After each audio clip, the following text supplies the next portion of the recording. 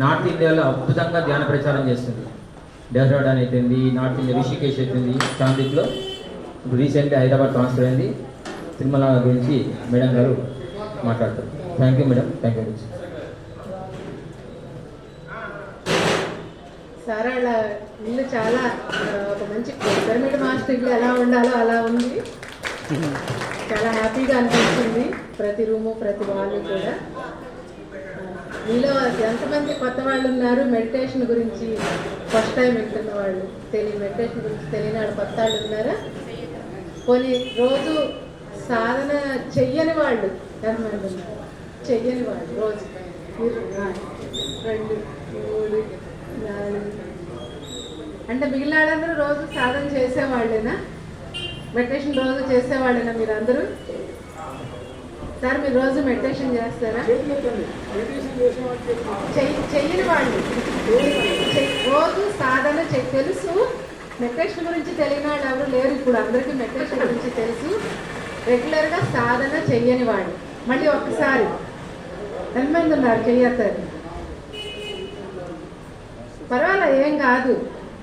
Okay okay. Tirumalanatha క్షేత్రానికి నాగార్జున సాగర్ దగ్గర ఉన్న శ్రీ తిరుమలనాథ పిరమిడ్ ధ్యాన మహాక్షేత్రం. ఆ క్షేత్రాన్ని దగ్గరికి వెళ్ళిన వాళ్ళు ఎంతమంది? వెళ్ళని వాళ్ళు కూడా సగం మంది, వెళ్ళని వాళ్ళు కూడా ఉన్నారు. వెళ్ళారు కదా మీరు, మరి చెయ్యొస్తారా? Okay okay. వెళ్ళని వాళ్ళు కూడా చాలా మంది. ఓకే, సారు రాంబాబు సార్ చెప్పారు తిరుమలనాథ క్షేత్రం గురించి అందరితో షేర్ చేయమని.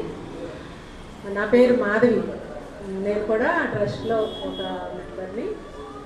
అయితే మంచి నేచర్లో కొండ పక్కన చక్కగా 54/54 అంటే బహుశా ఇంత ఉంటుందండి, 54/54 పిరమిడ్. అది చక్కటి నేచర్లో ఉంటుంది. బేసిక్గా ఫస్ట్ మనందరికీ కావాల్సింది ఏంటంటే ఆరోగ్యం. అందరికీ కావాల్సింది ఏంటి? ఆరోగ్యం.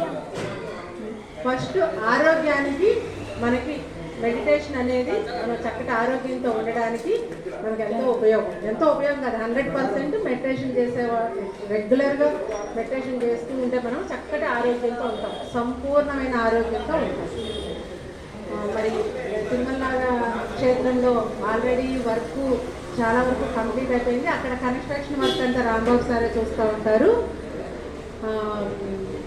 కన్స్ట్రక్షన్ వర్క్ 80% అయిపోయింది, ఇంకా కొంచెం ఉంది. నవంబర్ 15 కార్తీక పౌర్ణమి రోజున పిరమిడ్ ఓపెనింగ్ ఉంటుంది. మీ అందరూ తప్పకుండా రావాలి. అక్కడికి ఒక మహోత్సవం లాగా జరుగుతుంది. పత్రి మేడం, స్వర్ణమాల పత్రి మేడం చేతుల మీదుగా అది ఒక మహోత్సవం లాగా జరుగుతుంది. కార్తీక పౌర్ణమి రోజు ఉదయం 11:11 మరి గట్టిగా క్లాస్ తీసుకున్నాము. నవంబర్ 15 కార్తీక పౌర్ణమి 11:11 పత్రి మేడం చేతుల మీదుగా ఓపెనింగ్ చేసుకున్నారు. ధ్యానం చేయడం వలన చక్కటి ఆరోగ్యంగా ఉంటాము, మానసికంగా ప్రశాంతంగా ఉంటాము. మరి ఈ భూమి పైన సంపాదించుకుంటున్నాము, మంచి మంచి ఇళ్ళు కట్టుకుంటున్నాము, చక్కటి లైఫ్ స్టైలు, కార్లు, బిల్డింగ్లు అన్నీ ఏర్పాటు చేసుకోగలుగుతున్నాము. కానీ ఎంతవరకు ప్రశాంతంగా ఇంట్లో నిద్రపోగలుగుతున్నాము? మన టేబుల్ దగ్గర మనం కూర్చుని ఎంతవరకు చక్కగా ప్రతిదీ తీసుకోగలుగుతున్నాము, భయాలతో కాకుండా. ఇందులో ఉప్పు ఉంది, ఇందులో తీపి ఉంది, ఇందులో ఆయిల్ ఉంది, కారం ఉంది అంటే ప్రతిదానికి ఒకటి హెల్త్. బీపీ ఉంటే సాల్ట్ తిండ్రు, షుగర్ ఉంటే తీపి తిండ్రు, ఇలా అల్సర్ ఉంటే హెవీ ఫుడ్ తీసుకోలేరు, ఆయిల్ ఫుడ్స్ తీసుకోలేరు. ప్రేమతో ఇష్టంగా ఆ భోజనాన్ని పూర్తిగా ఎంతమంది తీసుకోగలుగుతున్నాము? అన్నీ భయాలతో తింటున్నాము. ధ్యానం చేసే వాళ్ళల్లో కూడా ఈ భయాలు ఉన్నాయి.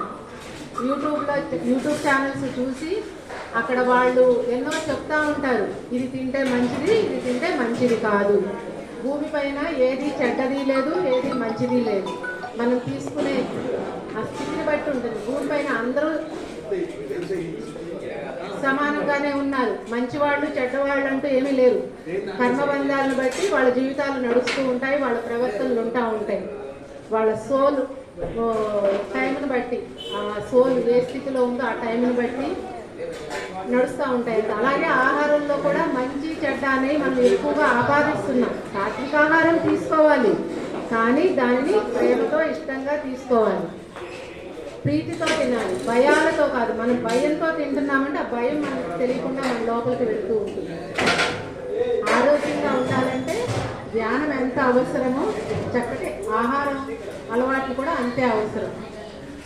మరి భోజనాలకు టైం అవుతుంది, ఒక 10 నిమిషాలు మనం ధ్యానం చేద్దాం. మనం అందరం రాంబాబు సార్ చక్కటి ఇల్లు ఒక స్పిరిచువల్ మోడర్న్ టెంపుల్ లాగా ఉంది, మోడర్న్ హౌస్ లాగా ఉంది. ఏం సార్ అలానే ఉందా? టెంపుల్కి ఎదురుగా మోడర్న్ టెంపుల్ లాగా ఉంది. మరి ఒక 10 నిమిషాలు అందరం ధ్యానం చేద్దాము. కళ్ళజోడు తీసి కాళ్ళు 2 క్రాస్ చేసుకుని వేళ్ళల్లో వేళ్ళు పెట్టుకుని ఒక్క 10 నిమిషాలు శ్వాసను గమనిస్తూ కూర్చున్నాం.